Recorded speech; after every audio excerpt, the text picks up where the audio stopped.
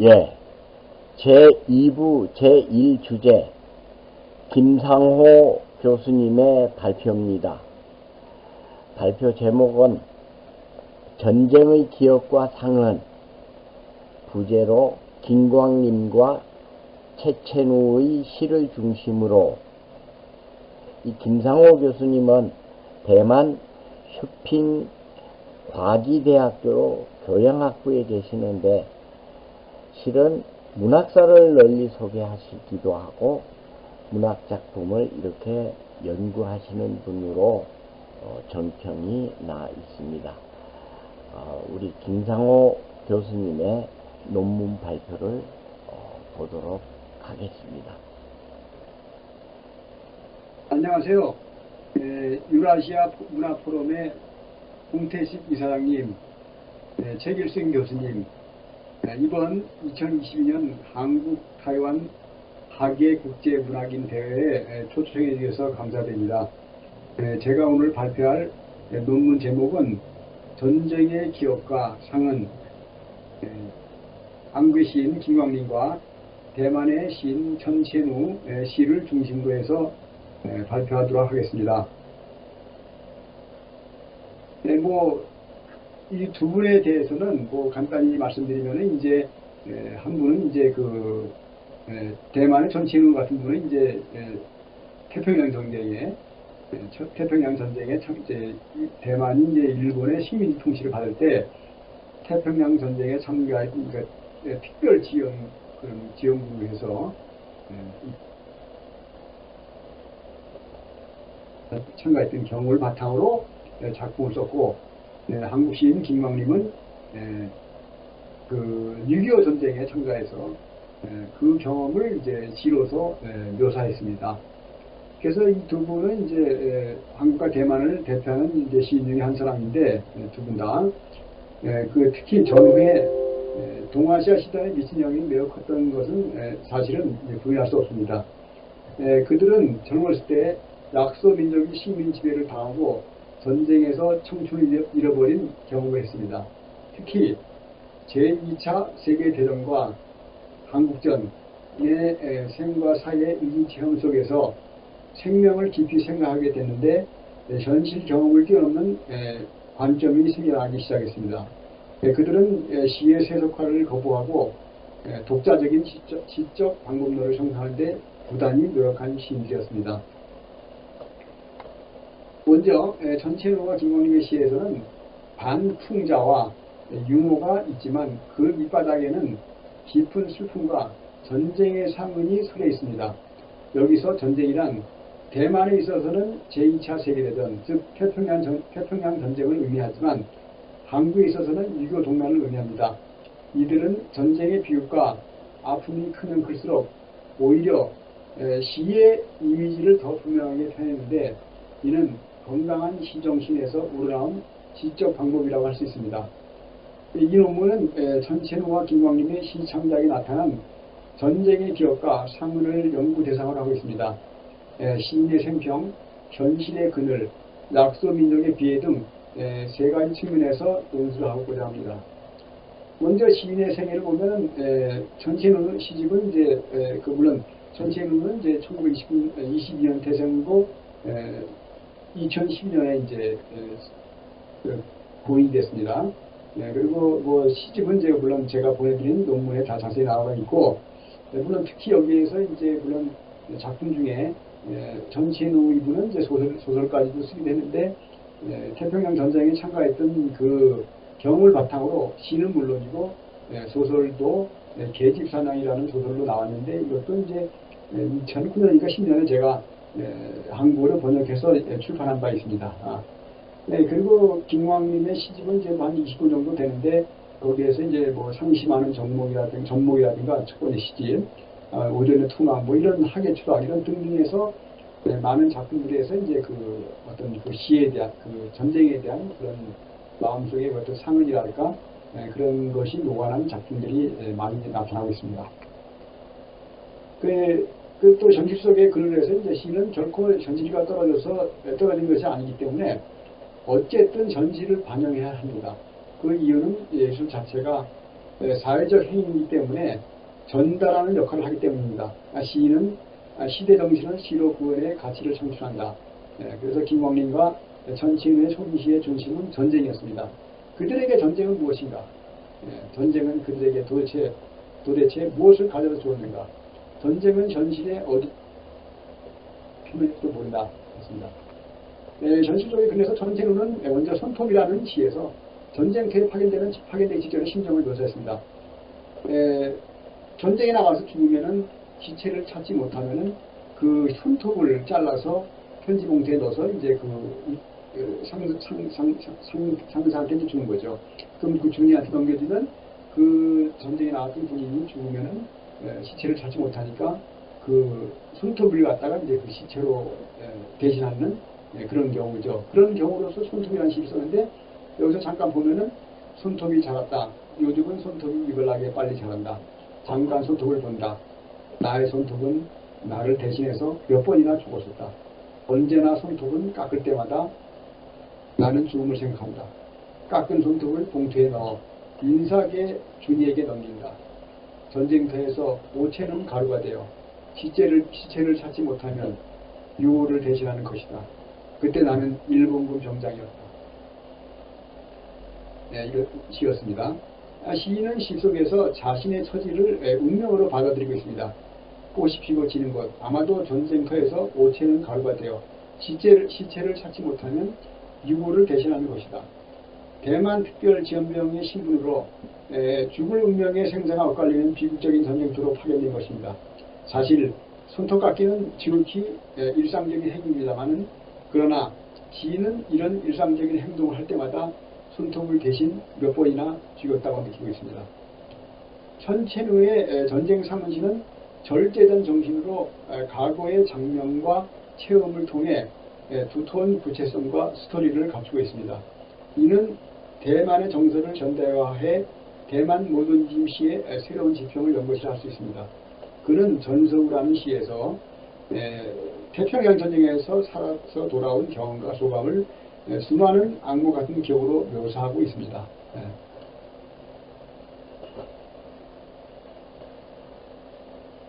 그 시를 이제 전서우라는 시를 보면 남양에다가 묻어둔 나의 죽음, 나는 가지고 돌아오는 걸 잊었다. 이 시가 이제 상당히 대만에서 많은 주목을 받고 있는 시인데요. 야자남과 무성한 성, 격렬했던 2차 세계대전 중 나는 유언이 살아남아 나는 조국에 돌아오게 되고 나는 비로소 나의 죽음을 생각해냈다. 가지고 돌아오는 것을 잊었다고 남양섬에 묻어둔 단 하나의 나의 죽음이요. 나는 아무래도 언젠가는 반드시 전서구처럼 저 남쪽의 기별을 가지고 돌아오고 싶은 거다.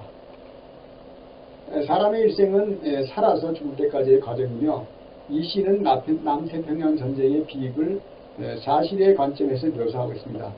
한 생명이 죽음을 앞에 두고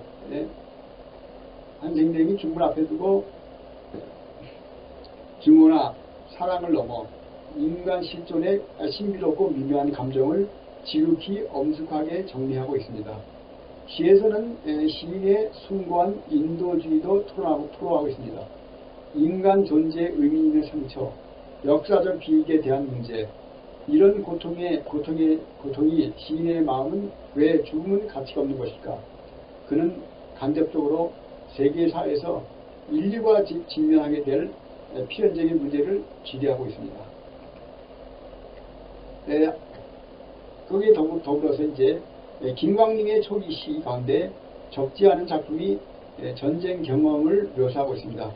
그는 전쟁 이데올로기의 압력과 전쟁 도구를 수행하기 위해 타락한 현실에서 시적 자아를 현실에서 비운한 비유로 직시하고 있습니다. 그는 전쟁의 비참함을 증언함과 동시에 반전 의지를 묘사하며 전쟁으로 파괴된 상처를 복원하겠다는 의지를 보이고 있습니다. 그는 달인목이라는 시에서 1950년 6월 발발한 한국전을 묘사하고 있습니다. 시를 읽어보겠습니다. 6월은 포탄의 자세들로 터져간 내 또래 젊은이들은 바리케이트로 넘어져 갔다. 포복처럼 느릿한 155마일 휴전선의 겨드랑 쑥박길, 지금 꽃과 과실과 새와 털의 털, 그리고 노래를 장만하며 있을 너와 나와의 사랑찬 계절을 질밟고 1950년 전차가 밀리던 해의 가슴팍, 무너진 6월은 캐터필라의 두들기 자국만 남기고 갔다.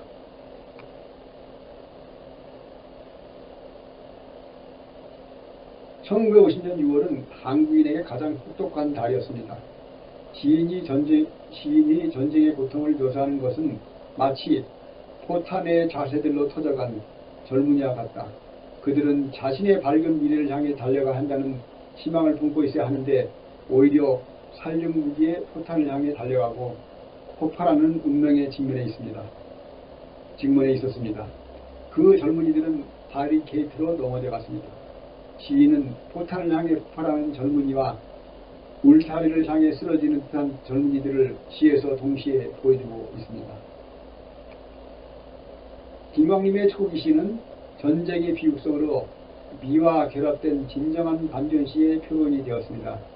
그는 상심하는 전목에서 전쟁의 참상으로 파멸된 고통을 치료하려는 강한 의지를 보여주고 있습니다. 일 없이 부러진 가지를 보면 그 다음에 가자니가 안 됐다. 여행이도 전쟁에서 살아나왔을 땐 우리는 어쩌다 애꾸는이 아니면 절름발이었고 다음엔 찢기운 가슴에 어느 모퉁이가 허물어졌을 것이다. 지금도 일 없이 부러진 가지를 보면 그 다음에 가자니가 안 됐다. 사륙의 전장을 목격한 두 시인의 죽음의 공포는 특별한 일이 아닌 듯 평상시 일처럼 여겨졌습니다. 이는 포탄 연초 냄새가 채 가시지 않은 전쟁터에서 살아 돌아온 이들의 슬픈 체험을 그린 것입니다. 그런데 이런 체험의 주요 뿌리는 무엇일까요? 전체눈은 대만 신문학의 가치를 세우다라는 글에서 다음과 같이 말하고 있습니다. 에트랑커의 운명을 가진 대만인들은 역사상 여러 차례 전제 통치의 억압을 받았다. 본시 아주 상토를 사랑하는 감정을 가지고 있었지만 항상 비뚤어진 멸시와 세뇌를 강요받았으며 끝내는 도둑을 아버지로 인정하고 국적을 바꿨으며 약소민족의 비극이 끊이질 않았다. 일제시대 대만이 일본의 식민지라는 이유로 일본인에 의해 전쟁에 휘말렸습니다. 이런 것은 근본적으로 이름 모를 터무니없는 전쟁이었습니다. 전체농의 총예시는 확실히 개인의 실존 문제와 관련이 있습니다. 그의 모든 상상력은 인간의 유한성, 즉 죽음이라는 전제하에 죽음과 대결하거나 공존하는 수사와 이미지를 묘사하고 있습니다. 그래서 그에게 삶은 바로 무와 무, 죽음과 죽음 사이에서 잠시 땅에 머무는 운명임을 알고 있습니다. 그는 나의 피라는 시에서 삶의 슬픔과 감동이 교차하는 면을 묘사하고 있습니다. 나의 피, 반은 아버지 것이고 반은 어머니 것. 나의 피, 때로는 멀겋게 때로는 진하게 미지의 신비를 향해 외치지만 4분의 1에서 8분의 1로 분해되어 마침내 메아리마저 들리지 않게 된다. 시인은 사물의 정확한 이름을 붙이지 않고 먼저 사물의 안으로 들어가 사물의 사고방식으로 사물의 소리에 귀를 기울이고 있습니다. 시 속의 피는 추상적인 언어로 육체를 가진 사람을 나타내며 현실화를 거쳐 생활세계에 속하는 사람이 되는 것입니다.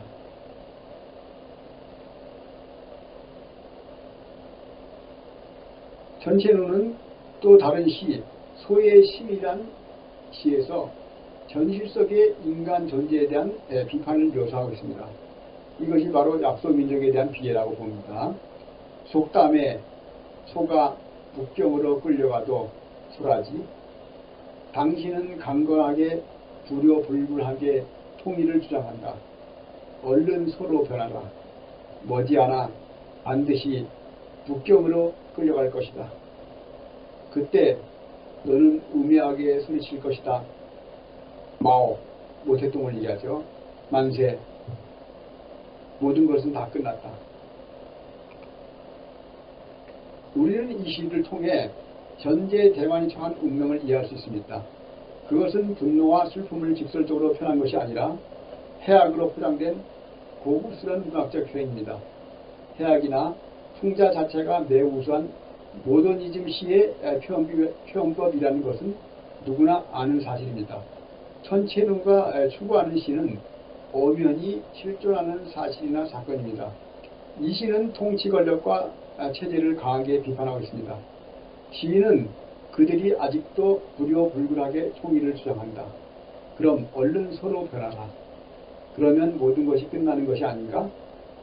서사적 관점을 정면으로 표현하지 않고 반풍자의 관점에서 서술하고 있습니다. 1948년 18세 소년 김광림은 북한에서 올라간 뒤 지금까지 부모의 생사조차 모르고 북한 땅도 밟지 못했습니다. 그의 시 이상가족이란 시에서 세월은 모든 것을 앗아간다지만 두고 온 사랑만은 잊을 수가 없어. 헤어진 가족만은 단념할 수가 없어. 적으로 말하면 김광림은 비극적 인물이었지만 그는 조금도 비애를 드러내지 않는 매우 강인한 사람이었습니다. 이처럼 고통과 비애를 참아온 시인에게 역사의 상처는 그를 통해 상상의 세계, 즉 시로 변모했음을 보여주었습니다. 그래서 김광림의 초기시는 한국 전쟁의 경험을 관념적으로 묘사하고 있습니다. 이후 그의 시는 의미와 존재성을 배제하고 탐구하는 이미지의 세계, 집중적인 이미지를 보여주고 있습니다.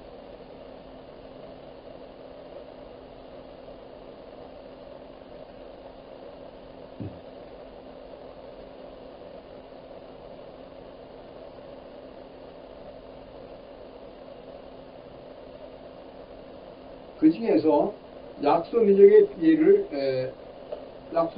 비애를 보여주는 시들이 있습니다. 그 시를 보면 이제 제목이 풍경애라는 시에서 다음과 같이 묘사하고 있습니다.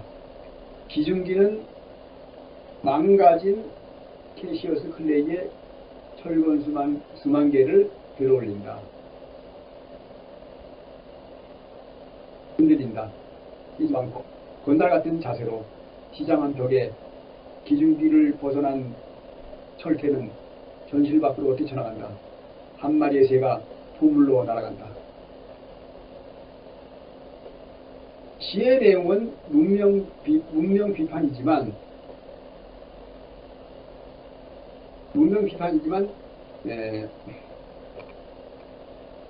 한국의 역사를 직접 묘사한 것은 아닙니다.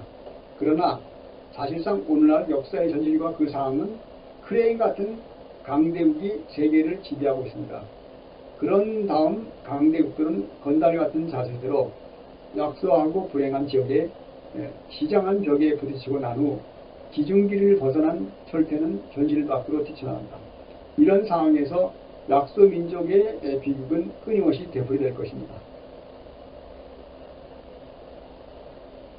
또 그에게 비유는 비참한 현실을 삽시간에 독자를 찌르는 데 쓰는 무기이기도 합니다. 김광림의 시 반도의 아픔이라는 시를 보면은 칭얼대는 손자를 아랑곳 없이 조간사회문에 눈길을 돌렸다가 돌연 반도의 통증이 일었다. 이중섭의 개 발이 찝은 듯 새삼 어리는 것을 두고 강아지 같은 것이라는 어느 신의 말이 생각났다. 귀여움이 겨우면 물릴 수도 있다는, 어수룩 멍청하다간 때릴 수도 있다는 이 어처구니 없는 순화를 지금 반도가 치료하다니 남 모르게 나는 웅일 수밖에. 시인을 문 상대가 손자이기 때문에 때릴 수도 없었습니다. 마찬가지로 상대방은 동포이기에 손을 댈 수도 없었습니다. 시인은 어처구니 없는 순환을 지금 반도가 치료하다니 물었지만 남모르게 나는 목맬 수밖에 라고 말했습니다. 시에서는 예리한 풍자와 유머를 쉽게 볼 수 있습니다. 문학평론가 윤석산 선생은 김광림의 시 세계라는 글에서 이렇게 말하고 있습니다. 김광림의 시가 풍자와 유머 등 고품격 전대시의 기법으로 시를 묘사하는 것은 더욱 진실하게 삶의 영역에 이를 뿐만 아니라 독자들이 그의 시에 더 폭넓게 다가갈 수 있게 한다. 그러면 결론을 말씀드리겠습니다. 전체루와 김광림은 젊었을 때 누구를 위해 전선으로 보내졌는지는 중요하지 않았습니다. 중요한 것은 한국과 대만이 지금 직면하고 있는 서로 다른 처지에 있는 약소민족의 고통과 비애로운 운명입니다. 그들 전쟁 상시에 묘사된 의지와 힘은 아마도 복잡한 배경과 역사를 지니고 있습니다. 그러나 그들은 수십 년의 시창작 생활을 통해 끊임없이 시를 탐구해 왔습니다. 이들의 탐구는 좁은 의미에서는 시 자체와 그 표현의 언어예술적 방법론이고, 넓은 의미에서는 시인 자체가 존재하는 인간과 인간의 삶이기에 우주론의 개념과 근원적 탐구를 포함하고 있습니다. 이들의 시는 존재론적 삶의 자양분을 그릇에 담은 보물일 뿐만 아니라 참나만상의 고를 조명하는 역할을 하기도 했습니다. 이상 김광림과 전체룩의 전쟁기억과 상문시를 통해 그들이 추구하는 고통의 미학의 내용은 모두 엄연히 존재했던 현실이었다는 사실을 알 수 있으며, 그 사건들을 바탕으로 쓰여진 것이었습니다.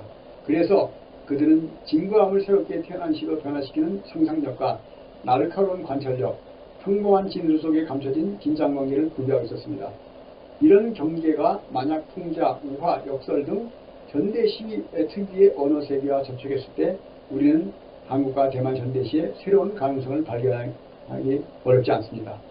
마르지 않은 생물처럼 한국과 대만에 사는 비애로운 민족에 대한 새로운 의미와 상징을 담고 있는 것입니다. 이상입니다. 감사합니다. 네, 김상호 교수님의 논문을 잘 들었습니다. 듣고 보니 우리가 한동안 잊고 있었던 일제시대의 약소민족으로서 겪었던 그 아픔이 대만과 우리 문학의 공통점으로, 공통분모로 존재하고 있다는 사실을 새삼 깨닫게 됐습니다. 우리나라 그 독자들도 이번 기회에 전쟁의 기억과 상처, 사실은 그 전쟁은 일제 36년 온통 그 세월이 전쟁의 상흔 시절입니다. 우리가 이걸 되새기는 계기가 되도록 하는 그런 좋은 발표인 것 같습니다. 이어서 토론 영상 보시겠습니다.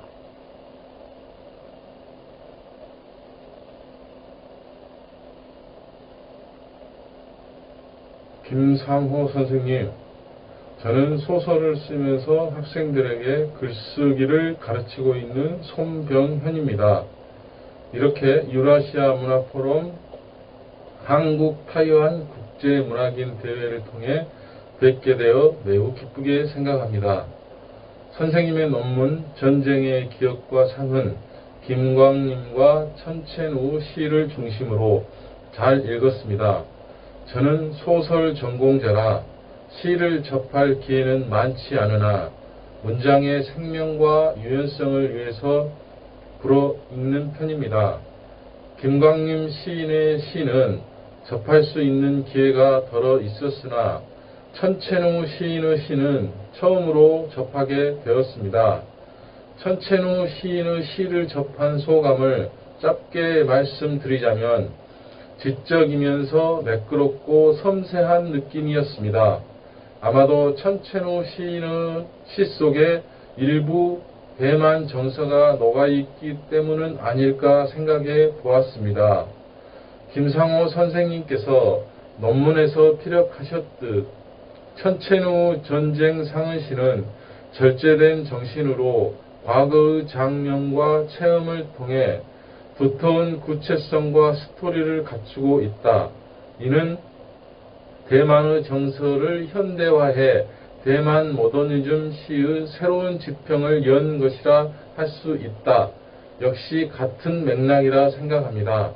대만의 정서는 어떤 특징을 가지고 있는지, 또 대만의 정서는 문학 속에서 어떤 모습으로 투영되는지 궁금합니다.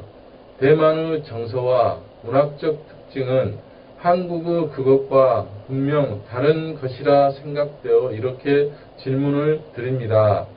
부족한 질문에 답해 주신다면 대만의 정서를 이해하고 대만 문학을 받아들이는데 도움이 될 듯 싶습니다. 감사합니다.